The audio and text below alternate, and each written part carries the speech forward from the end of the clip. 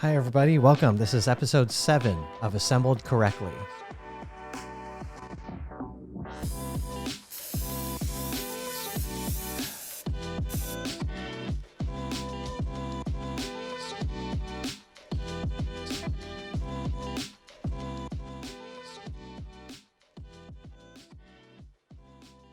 What's up, everybody? I'm Richard Sarvate. I'm your host, and today is my favorite day. It is podcast day. I love doing this. It feels like I'm cleaning my brain out. It feels like, I have like a small bidet, like that hose on the side of the toilet. And I feel like I'm just spraying my brain and I'm just getting it inside of all of those wrinkles and crevices. And it's just like washing all the dirt out and it's just coming down and I'm just putting it into this podcast. Sorry for that disgusting visual, but I will be spraying you with my brain juice. It feels great to do this because it's such a fun part of my routine now, as you get older, time starts going faster. So it's good to have something to do every week that sort of puts a marker on where you are. Something nice to just like recap and just talk about what happened over the past week. Because, a lot of people say that like, oh, time goes faster as you get older, right? I was thinking about why does that happen? Why does time go faster? And I realized, and probably this is not my realization, but I realized that you just start doing the same things over and over and over. And the more that you do the same things over and over and over, the more your brain goes, okay, well, that's not important. I don't have to remember that. Like if you go to the same place every morning for breakfast and you get bacon and eggs, if you do that every single day over and over and over, then eventually your brain goes, okay, we don't have to remember this anymore. This guy does this every day.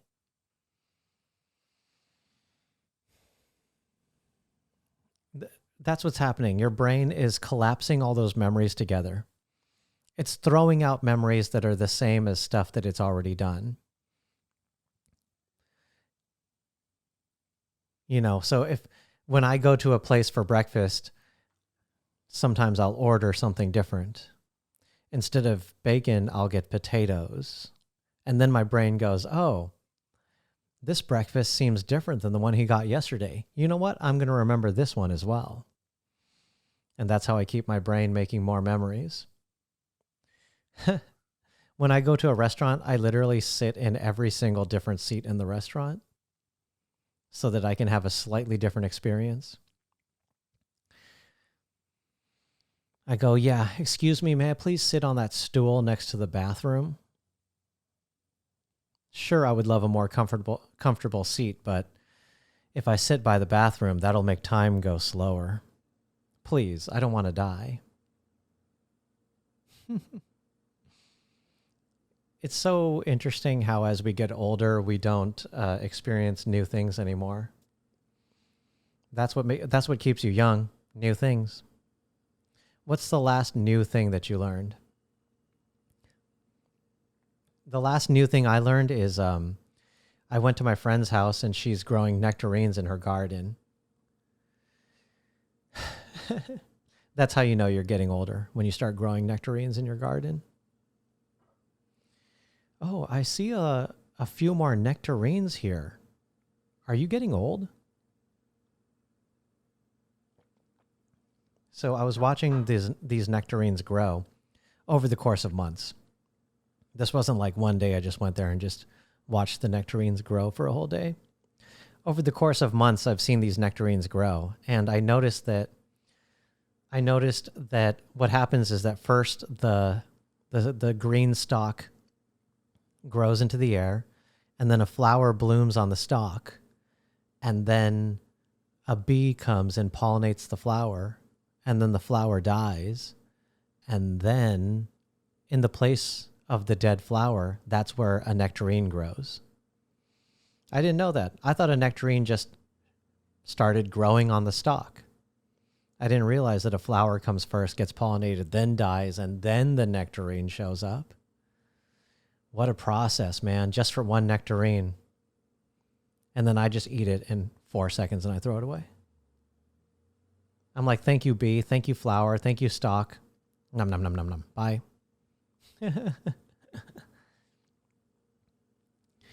So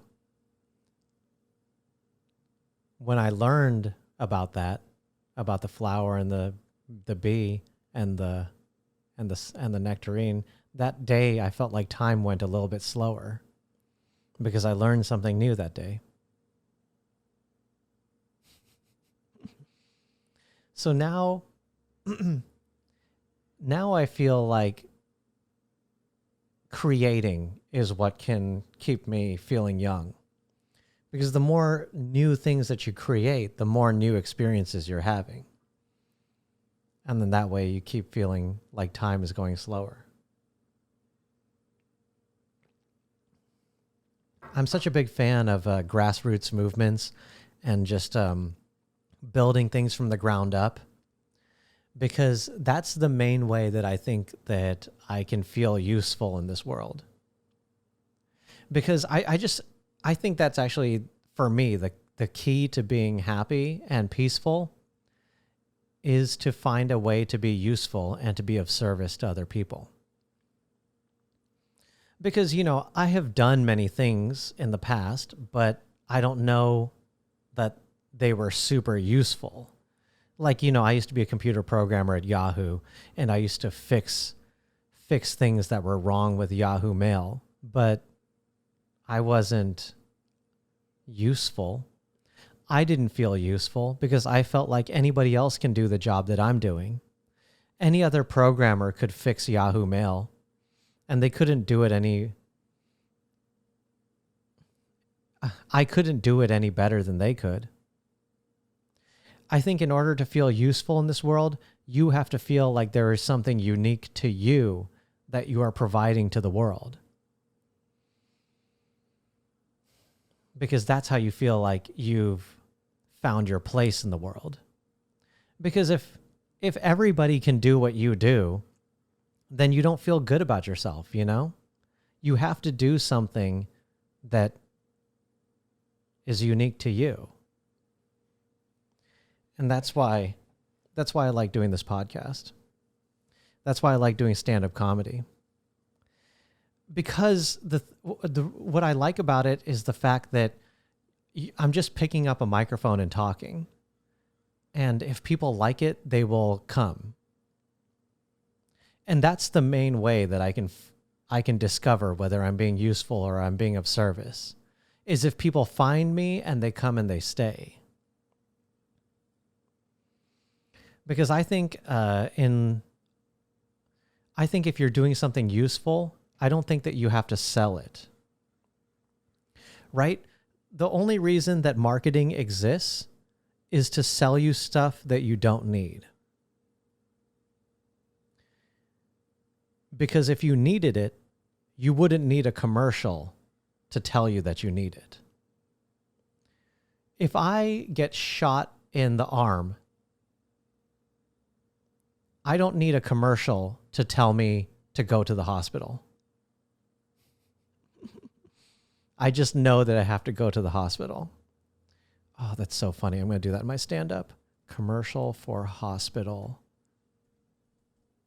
after being shot. Dude, you guys are so awesome. I cannot believe that by doing this podcast that I'm getting new material for my stand-up. That is so incredible. If you, you don't need... Yeah, a commercial is only selling you something that you don't need, because if you needed it, you wouldn't need a commercial. You would just go get it. For example, think about the first person who ever decided to deep fry chicken. Do you think he needed a commercial to spread the word about fried chicken? Or do you think that people just smelled something delicious and were like, what the hell are you doing, sir? That smells amazing. Give me some. or I am going to die right now. The first person to fry chicken did not need a marketing team. Have you tried fried chicken? If you thought that regular chicken was delicious, you're going to love fried chicken. No. You don't have to sell things that are good. That's why, also, I think it works the other way. So if you have something that's good, you don't have to compete with other people. I hate competing so much because I know that when I'm competing with people, we're basically all selling an equivalent product. You know what I mean? Like, if I pick up a microphone and I start telling jokes, if it's good, you're going to want to come see me again. This guy next to me is so annoying. So that music you hear right there, that's coming from his motorcycle. He's across the street from me and he just blasts music on his motorcycle because he just loves attention. And the only way for him to get it is to blast music in this neighborhood from his motorcycle, which is so loud. His motorcycle is not even on. He's just playing music on the motorcycle for no reason. See, that's a person who feels like he has to sell himself to get attention. If he himself were an amazing person, he wouldn't have to blast music on his motorcycle. People would just find out that he's a cool guy. They'd be like, oh, do you know Murphy? He lives over there. He's like amazing. He's really good at listening. He's smart. He's fun to talk to. He's really funny. You should go over there and visit him, and people would just be crowding around. But I'm guessing he's a terrible person, and that's why he has to blast music on his motorcycle to try to get attention.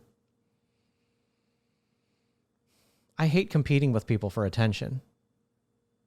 For example, I'm trying to buy a house right now. And right now, if you try to buy a house, there's already like 10 people putting an offer on the house. And why should I have to compete with 10 other people to try to buy a house? You know what I mean? I'm just because that means that they don't need me. The house does not need me if there's 10 other people putting an offer on the house. I only go to places where I'm needed. So I'm going to wait until the demand for housing goes down a little bit. When I buy a house, I want to be the only person who put the offer on the house. This applies to all parts of my life. Like, I hate going to a brunch place and seeing a line of 20 people. I don't have to wait in line for 2 hours for your Eggs Benedict. I'm sure it's great. But any time in life that I see that I'm having to compete too much with other people, I decide that it's time to go elsewhere where there's less competition. Because I think in life you should always go to places where you're needed, not places where you need them. Yeah, so if I go to a brunch place and that brunch place has 20 people in line ahead of me, I'm putting myself in a position where I'm saying I need the brunch place. But if I go to another restaurant that has no customers, that restaurant needs me.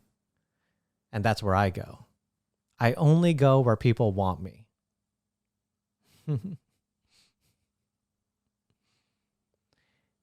I mean, I would rather go to McDonald's than go to a brunch place that has 20 people in line ahead of me.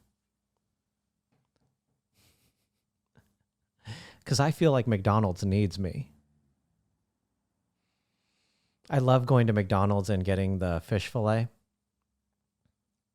The fish fillet is so delicious. Like, the fish fillet, it's just like pure. It just feels like I'm eating a pillow. I feel like I can just push it into my face.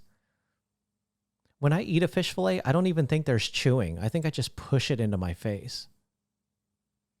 It's so soft. I think the fish fillet is the softest food on the planet. I want to make a pillow out of a fish fillet. I think that would be the softest, most comfortable pillow on the planet. Can you imagine? Especially that bun, because the bun, it's just perfectly smooth. I love it. It's just, and then when you push it, it totally bends. It totally like collapses under the pressure of your finger if you just push that bun. Can you imagine if that bun was as big as a pillow and you can just put your whole head into it? Oh, yes. The most comfortable pillow in the world. I would get a new fish fillet pillow every night and lay my head down, and I would have the deepest sleep. And when I wake up, I'd be covered in fish and tartar sauce.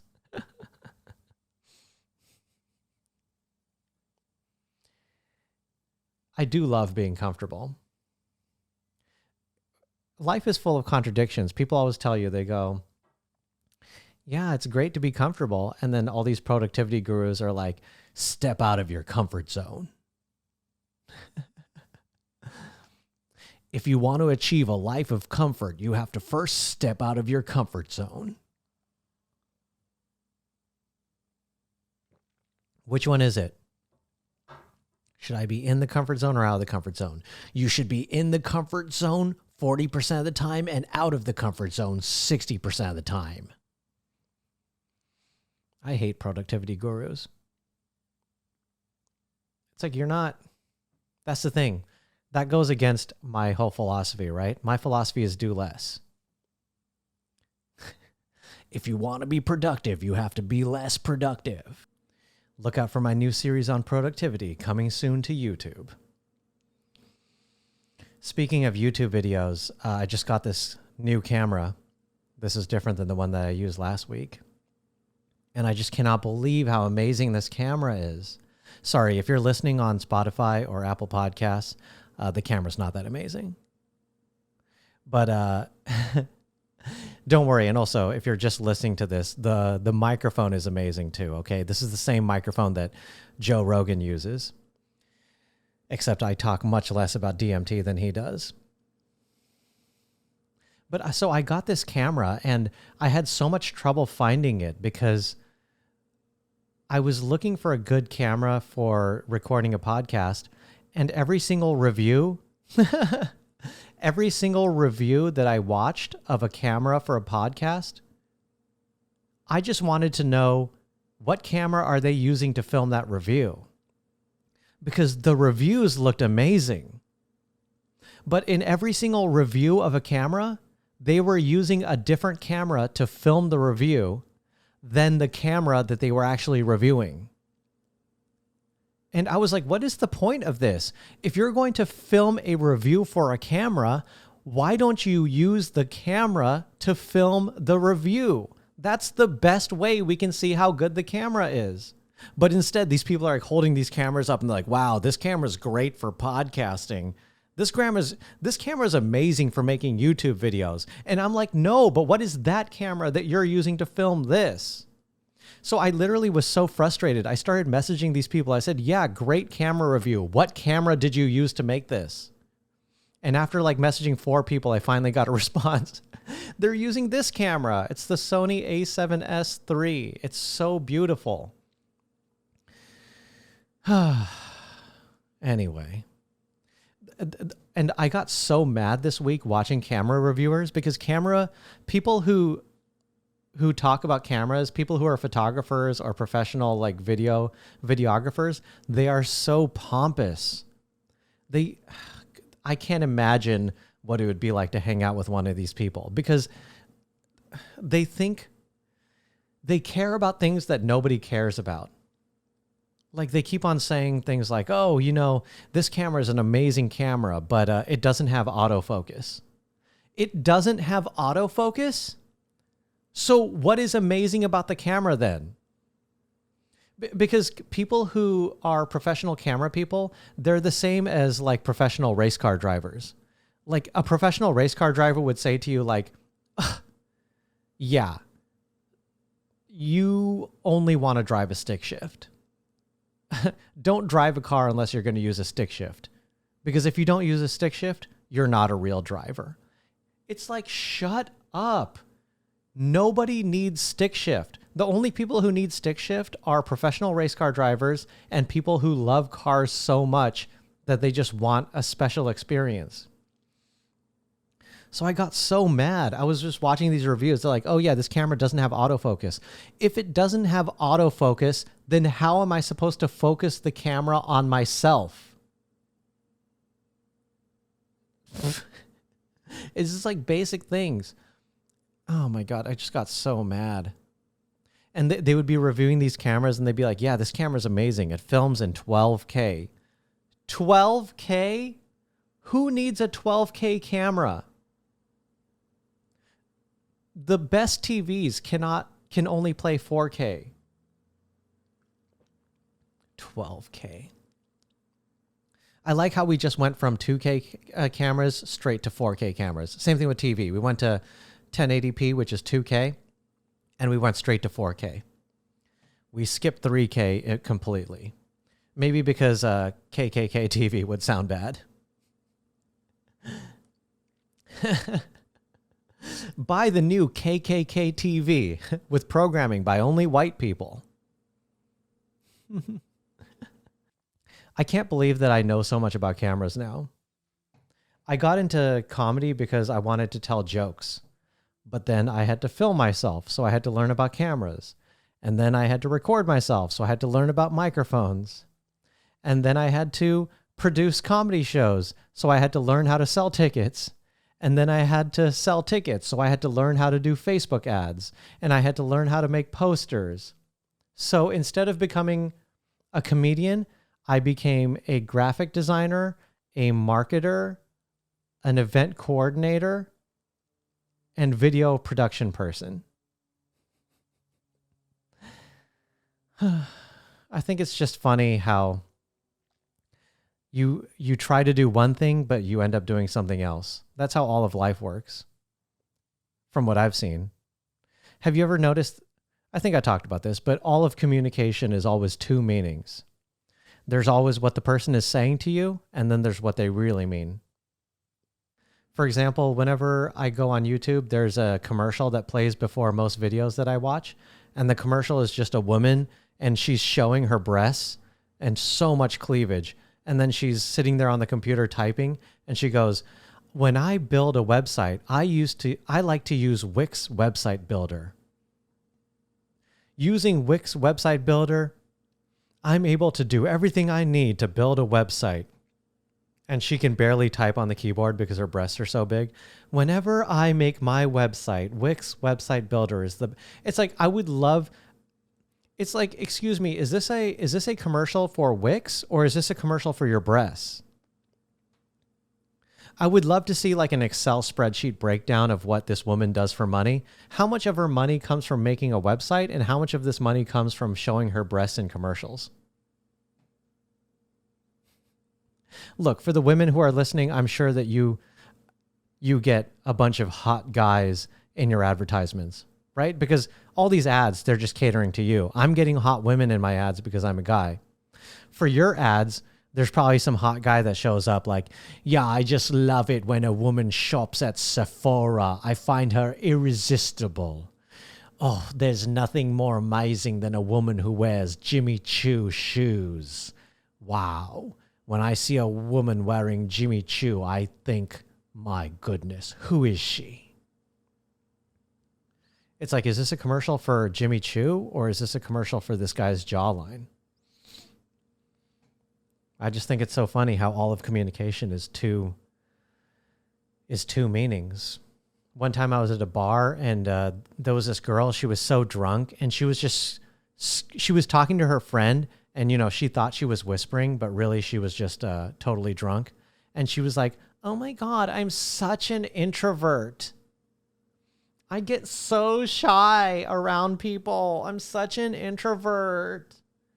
I was like, everybody in this bar can hear you. There's 50 people in this bar who can hear you screaming that you're an introvert. Are you really an introvert?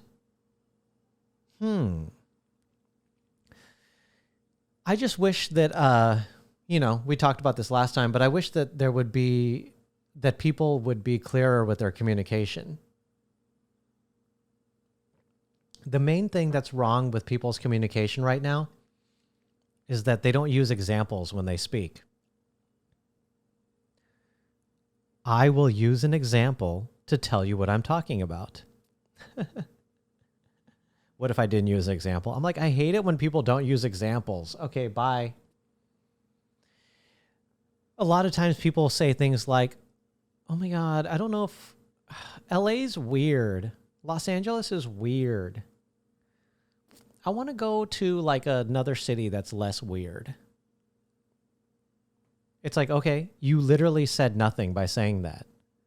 What is weird? Give me an example. It's a lot easier if you say like, yeah, I don't like Los Angeles because 50% of the people are trying to make it in the movie industry, and I am not part of the movie industry, so I don't feel like I mesh with the people there. That communication is so much more effective than being like, yeah, I don't know, LA is weird. I just think people don't have experience explaining things properly. I really believe that if you can't explain something to a child, that means that you don't understand it. I think even if you're a doctor trying to talk about gene splicing, you should be able to explain it to me, and I should be able to understand it. If a doctor can't explain gene splicing to me, then that means they don't understand it. Because it's just like a lot of times people try to explain something to you in a confusing way in order to make themselves feel smart. Because look, a lot of people, like doctors, they want to feel like the fact that they went to school for 12 years, they want to feel like that makes them smarter than the average person. So if a doctor is able to explain something to me in 30 minutes, what was the point of them going to med school for 12 years? That's what they feel like. I'm just basing this on my one friend who she's just a doctor and she's so pompous. She'll purposely explain things in a very confusing way, just like I was saying, just to make you feel bad that you didn't go to school for 12 years. I hate people like that. It's so easy to try and sound smart. All you have to do is mix a bunch of names and big words together. Okay, I'm going to try to sound smart right now, okay? Oh, yeah, so I was listening to Sam Harris, and he was talking about the concept of free will. And honestly, I don't think that I believe that there is no freedom of choice, because I think that there is randomness at the quantum level. And I'm more in line with Daniel Dennett's thinking, because he thinks that predetermination and predestination are highly unlikely given the experiments in thermodynamics that have been done with quantum mechanics. It's like, I'm not saying anything, right? But it sounds smart. And that's like so easy to do. All you have to do is just like get like 10 big words and 3 names and just tie them together with a bunch of ifs and ands. So many people have made a career out of speaking in a way that makes it sound like they're smart. Like Deepak Chopra. Deepak Chopra is an alternative medicine guy. He's like a spiritual guide and speaker. And when you listen to him talk, he just speaks in a way that sounds enticing and flowery, and you just feel like he's saying something correct, you know? Someone will ask him a question. Deepak, I'm suffering because I'm going through a divorce. Do you have any advice for me? Well, what you have to do is to first tap into the feelings and sensations in your body. And once you tap into those sensations, then you are linking your power to the higher cosmos and the consciousness of all being. And then the person is like, thank you, Deepak, for your wisdom. Thank you. Yes, you are welcome for my wisdom. And now you can sign up for my course, which is $20,000. You know, it's so many people fall for that because they're looking for some sort of meaning in their life. And they're like, oh, this guy sounds like he knows what he's talking about. That's what people love. They love somebody who sounds like they know what they're talking about. You don't have to know what you're talking about. Another example of that is Tim Ferris. Tim Ferris is another productivity guru. He wrote a book called The 4-Hour Work Week that was an international bestseller. And people swear by Tim Ferris. They think he is like, the best, motivational speaker and the best at like teaching you life hacks for how to be more efficient. And I challenge anybody who really is a big fan of Tim Ferris to tell me one thing that he has really taught you. I've asked a couple people and they can't really come up with anything. One person told me, he said that Tim Ferris taught me that I only have to answer my messages and reply to my messages once a week on Monday morning. Okay, so Tim Ferris turned you into an asshole? Can you imagine what would happen in your life if you stopped responding to messages and only responded on Monday morning to everybody?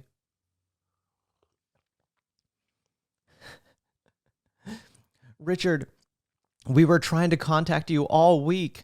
Your cousin, he died in a car crash, and we were in your neighborhood, and we were just wondering if you knew where the nearest hospital was, and we didn't get him to the hospital in time, and so he died. But if you had just picked up the phone, maybe we could have saved him. Yeah, I'm sorry. I actually only respond to my messages on Monday morning. Tim Ferriss told me that's the best way to be more productive and efficient. I also with Tim Ferriss, so he wrote 2 books. He wrote the 4-Hour Work Week, and then the second book was the 4-Hour Body, and both books were just huge bestsellers. So then after the success of his second book, he released a seminar, and the title of the seminar was How to Write a Best-Selling Book. So he just put all his cards on the table. He showed us that his skill is not how to be efficient, how to, hack your body. His skill is how to write a best-selling book. Tim Ferriss could write a book about anything and it would become an international bestseller. Tim Ferriss could write a book about how to pick your nose, the 4-hour nose. And people would be like, oh my God, wow, he's got all these hacks for how to pick your nose without people seeing. The funny thing about people who speak in big words is what they're doing is that they are speaking in a way where you can't question them.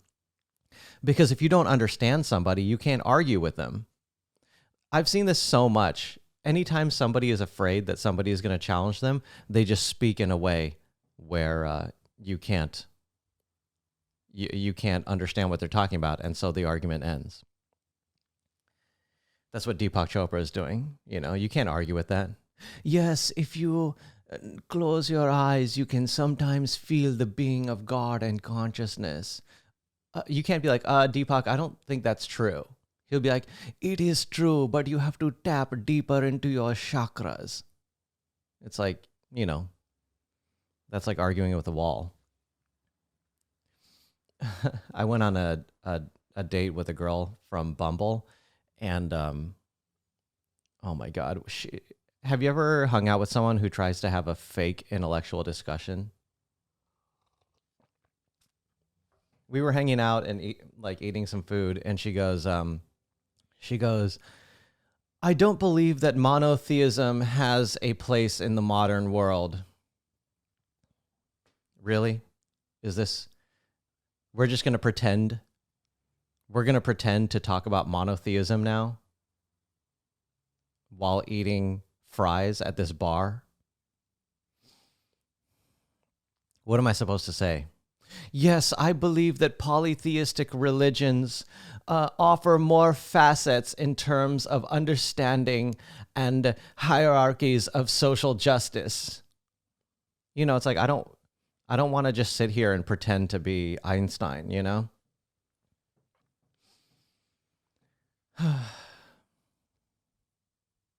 It's just funny because there are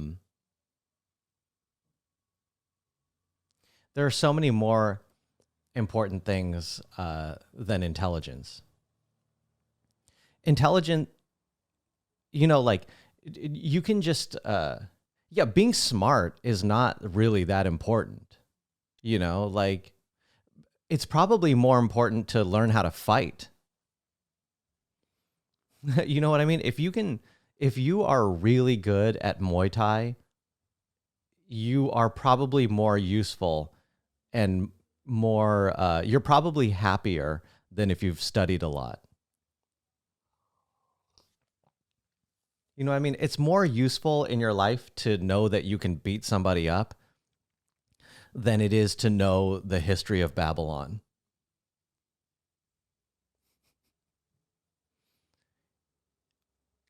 If somebody is trying to steal your wallet when you're on the street, uh, you would be better suited to have a really good kick than you would to know the names of all of the Egyptian gods. You're just getting beaten up, and you're like, King Tutankhamun was only 10 years old when he was the pharaoh of Egypt. It's not going to help. And that's, I think, the problem with kids these days. I'm definitely of the age where I'm kids these days.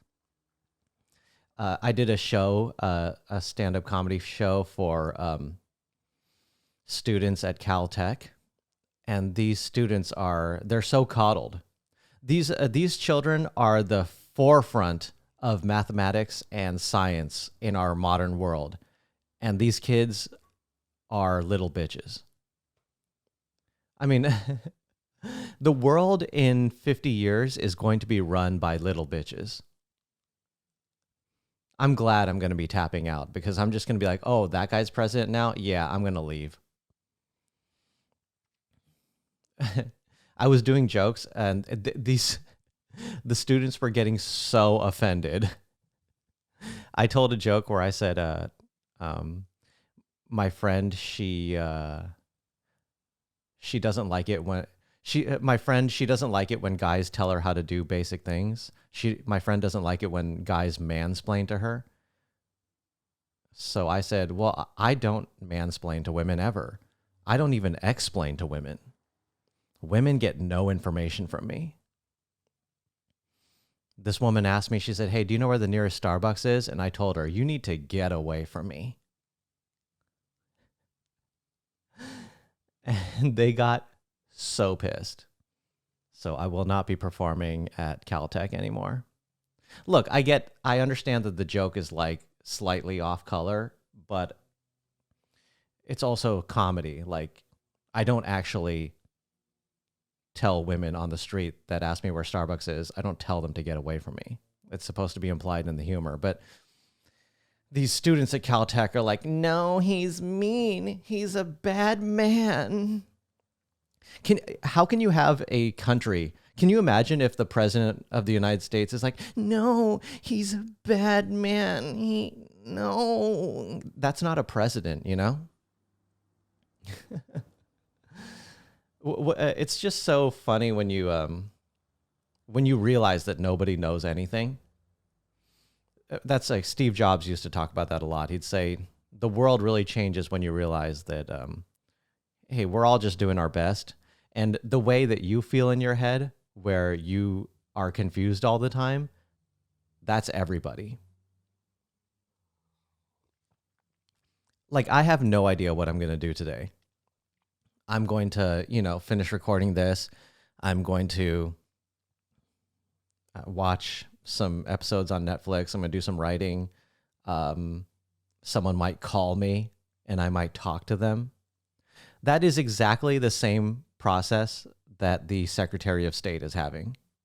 They're in their office just like, yeah, I wonder what's going to happen today. Maybe I'll readjust that picture on the wall. Oh, if somebody calls and says that there's a new tax that we have to discuss, maybe I'll talk to him. We're all having the same exact life. Maybe I'll talk to somebody if they talk to me.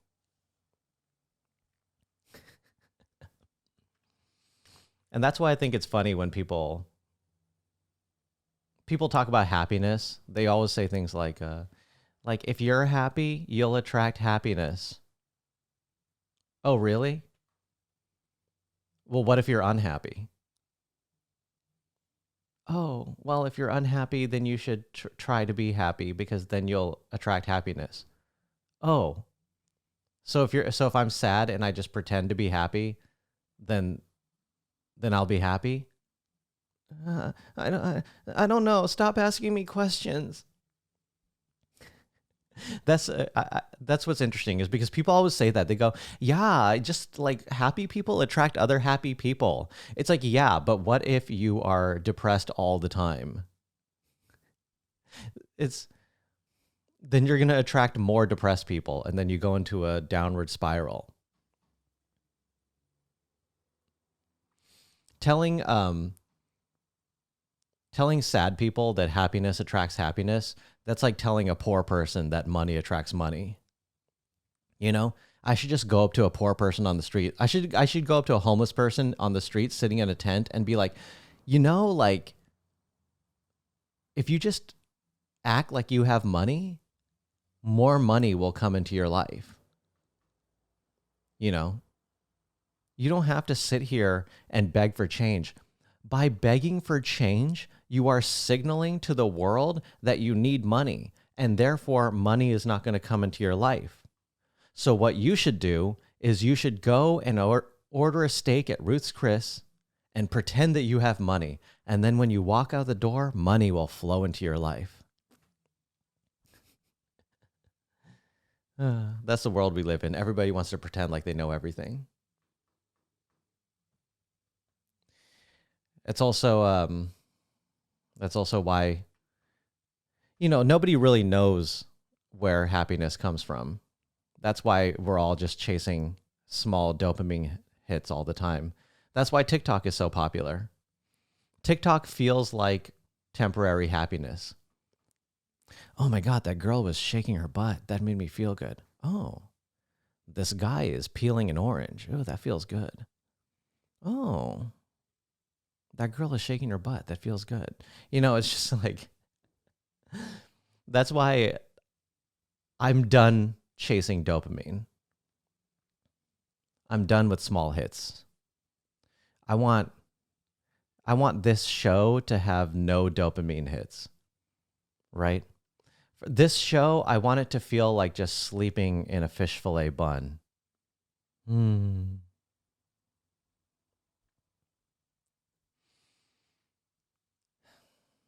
I think that the only way to, when you get those small bursts of happiness, from eating like, a chip or, watching TikTok, that's like fake because it feels like you got something. But like if you want to feel good but have it last, you have to earn something. So the value of anything in life, I think, is related to how much energy you spend to get it. If you try really hard to get something, then you value it more.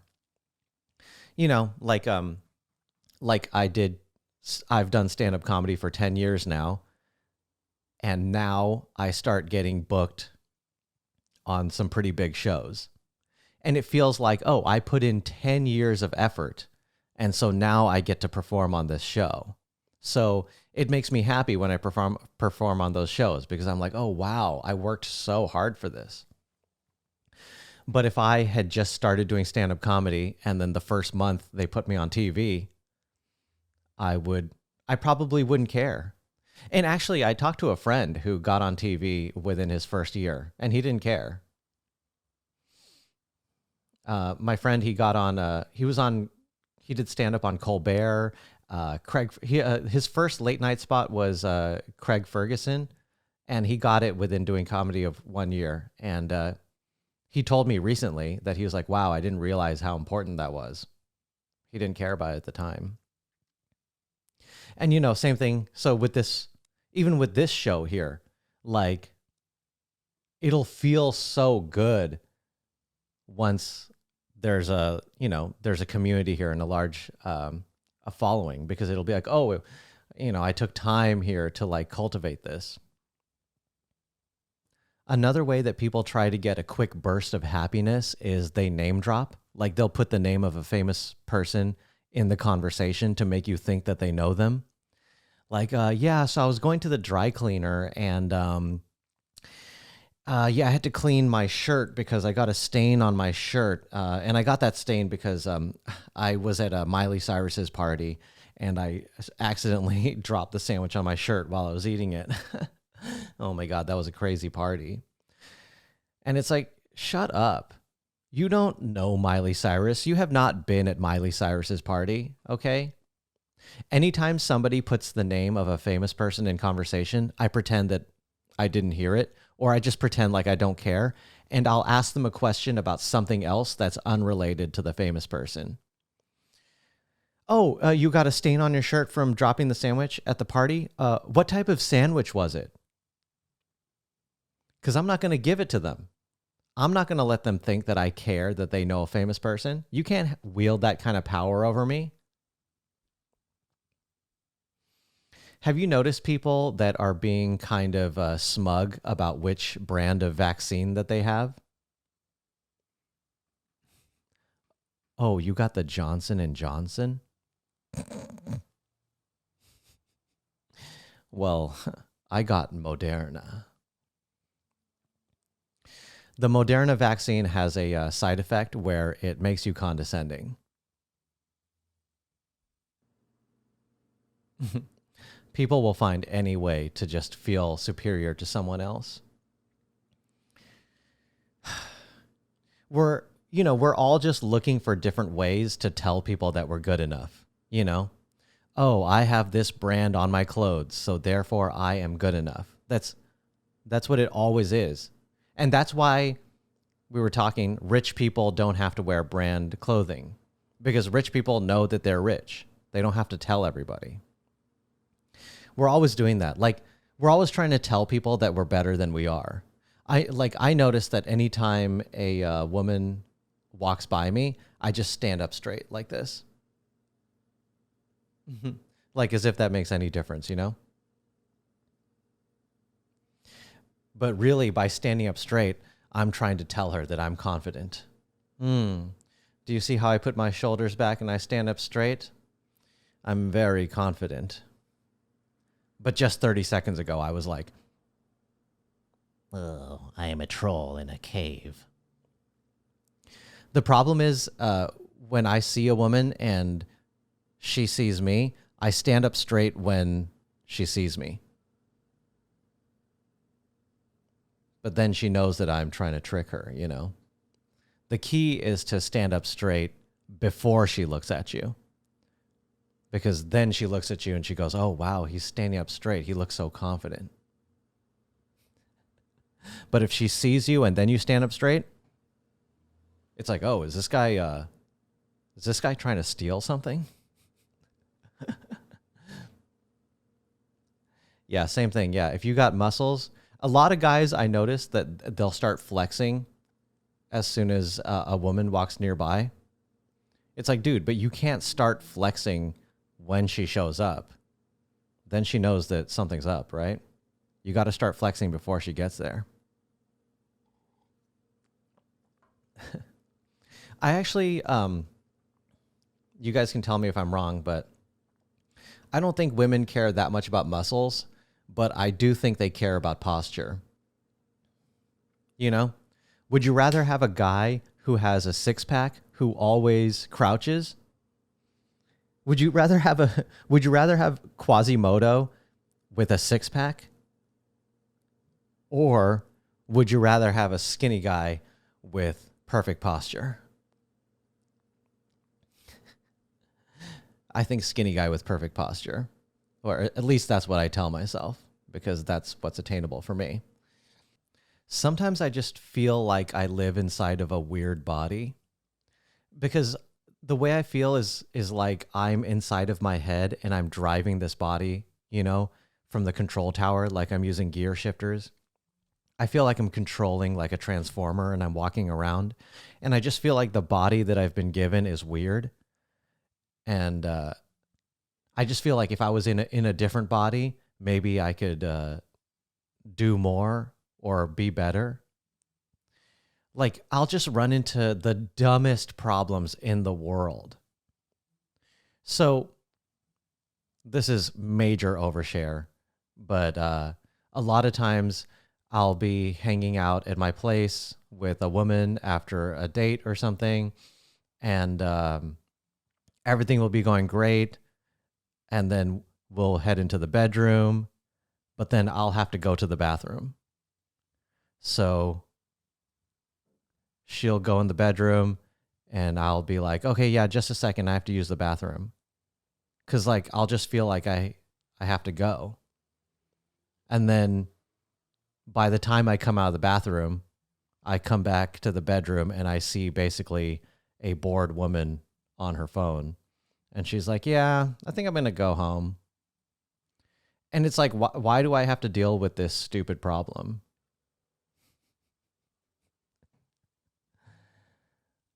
It's like, I feel like I am, I'm really, really good at certain things, and then I'm terrible at other things.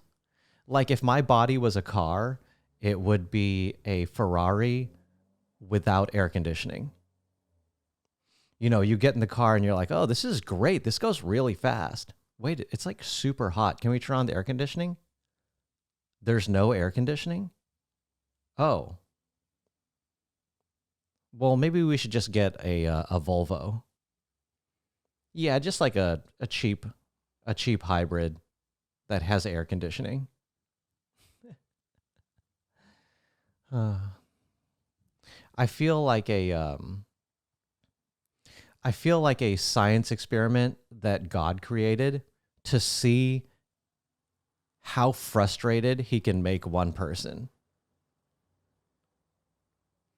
Because that's my entire life. Like I'm like, "Oh yeah, all this great stuff is going to happen." Oh no, it's not. Like God made when he made me, he was like, "Okay, let's see how much pain one person can experience. What we're going to do with Richard is we're going to make a person that feels like he's going to accomplish everything, and then right as he's about to have that feeling, we're going to take it all away." And that's going to be hilarious. I do feel like, you know, like I don't think that God exists like a guy up there, but if he does exist, he is very weird, you know? Do you guys remember that Depeche Mode song, Blasphemous Rumors? The chorus is like, I don't want to start any blasphemous rumors, but I think that God's got a sick sense of humor, and when I die, I expect to find him laughing. I definitely feel like if I ever meet God, he will be laughing. He'll be like, that was ridiculous, wasn't it? Yep. You almost caught on a couple times, Richard. Yeah, I was watching that podcast where you said that I put you in a weird body. I was like, he's about to find out.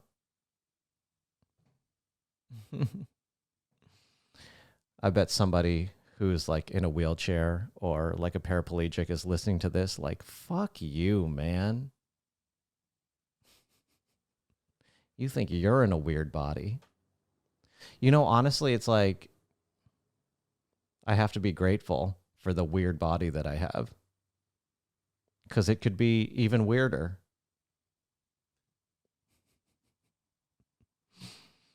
I've talked about that before. Like the best way to be happy for me is to compare myself to people who have it worse. And I feel terrible about that.